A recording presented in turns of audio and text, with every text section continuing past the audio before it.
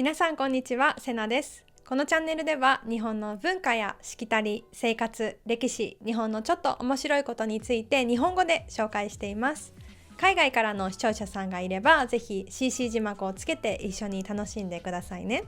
そして、他の日本文化に興味があればチャンネル登録もよろしくお願いします。皆さん今日はどうお過ごしですか？皆さんがいる国や地域、街の天気は今日はいかがでしょうか？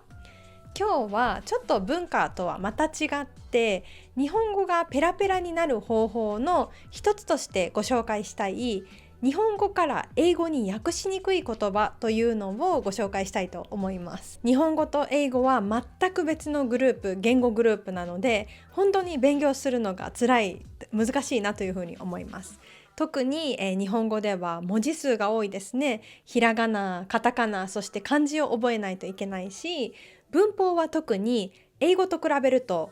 全く逆なんですね。例えば英文のI ate breakfast with my family today を、日本語に訳すときは主語が I なのは同じです。私が最初ですね。その次日本語では場所や時間を言います。そしてその次に目的語、そして最後に動詞を言います。なので今のこの英文を日本語訳、日本語順に言ってみると、Today my family with breakfast ate っていう順番になるんですね。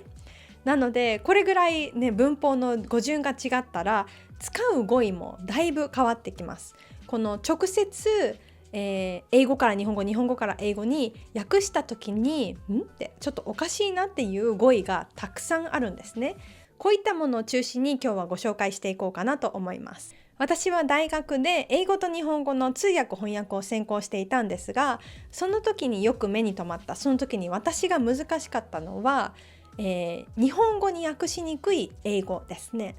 例えばちょっと簡単なところで言うと make sense っていうのはすごくもう英語らしい表現の仕方で、これを直訳するとmake 作る、sense、センスが意味という意味ですね。意味を作る、何っていう風な感じになるんですね。こういったことがたくさんあって、日本語では分かりますとか納得できましたとかっていう風に言った方がいいんですけど、こういったものが目に留まったんですが、今こうして日本語を教える立場になると生徒から学生から言われるのが、この日本語どういう意味っていうのがすごく多くて、私もすぐに答えられないんですね。ちょっと考えないといけない、ちょっと調べないといけないっていうのが結構あって、こういったものを今日は、まとめてご紹介できたらなというふうに思います。今日はこの日本語は生活編、生活の中のちょっと感情の部分と、あとは友達編とスラングでこういった語順で、こういった順番でご紹介していこうと思います。まず生活に使う日本語で一番、よく言われるのがいただきますとごちそうさまですね。ご存知の方もたくさんいらっしゃるとは思うんですが、日本人は日本ではご飯を食べる前と食べた後に、食べる前にいただきます、食べた後にごちそうさまというふうに言います。この意味は宗教的な意味は全くありません。いただくという意味は何か目上の人から尊敬するに値する人から何かをもらった時に使う言葉 to get とか to receive という言葉なんですけど、これをいただきますと表現して、例えば料理を作ってくれた家族であったり、この料理に携わってくれた農業の方であったり、はたまた動物とか野菜に全ての人に感謝をするという意味がいただきますにあります。そしてごちそうさまも全く同じ意味で、ただご飯を食べた後に言うだけでこれも感謝の意味を表します。こういった食事関連で言うと、もう一つもったいないという言葉があります。もったいないというのは英語ではおそらく wasteful とかっていう風に訳されることがあるんですが、この wasteful の時は例えば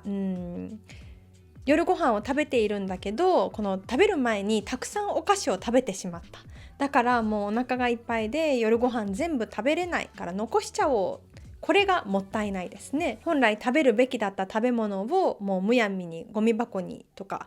捨ててしまうこと、これがもったいないなんですが、他のもったいないこの日本語の使い方としては It's too good to waste something という意味があります。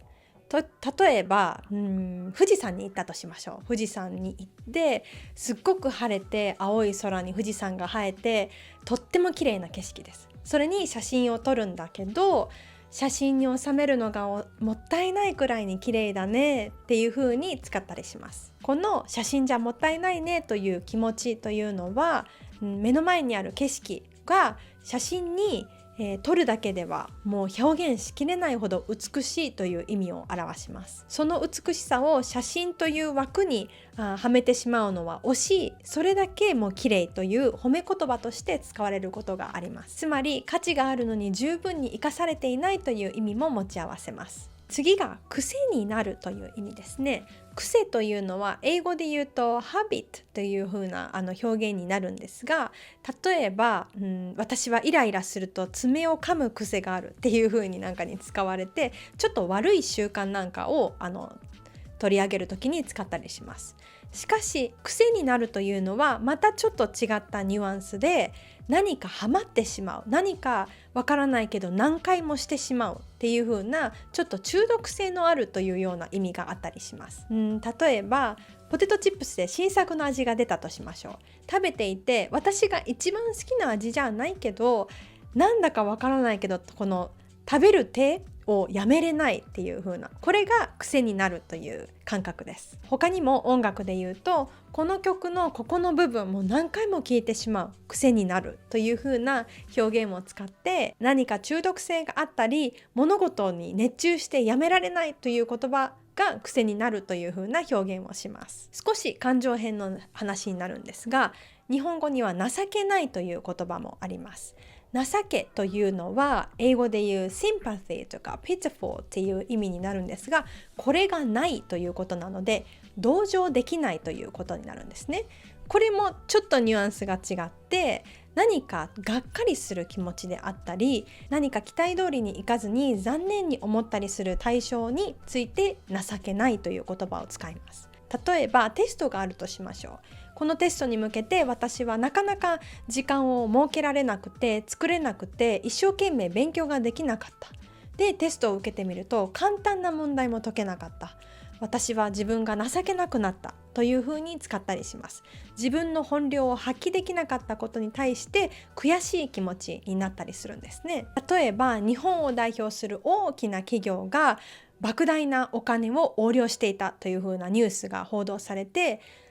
これは日本人として情けないなっていうふうに、自分を日本の一つのグループの一員として捉えて、その時にdisappointed がっかりしたっていう風な気持ちで使ったりします。これを道徳的に欠けるであったり品位がないという風に表現したりもします。またもう一つ感情の言葉で甘えという言葉があります。皆さんご存知の通り、甘いというのは日本語、英語では sweet ですね。例えばケーキを食べたりチョコレートを食べたりした時に sweet、 これを甘いというふうに表現するのですが、しかしまた別の甘いとか甘えっていうのが spoiled か、あとは emotional independence っていう風な、翻訳で現れる、表現することがあります。またテストの例えなんですが、今回のテスト全く勉強ができなかった、自分に甘えていた、何か努力ができなかったことに対する自分の精神的な未熟さを表すのに甘いとか甘えという風な言葉を使ったりします。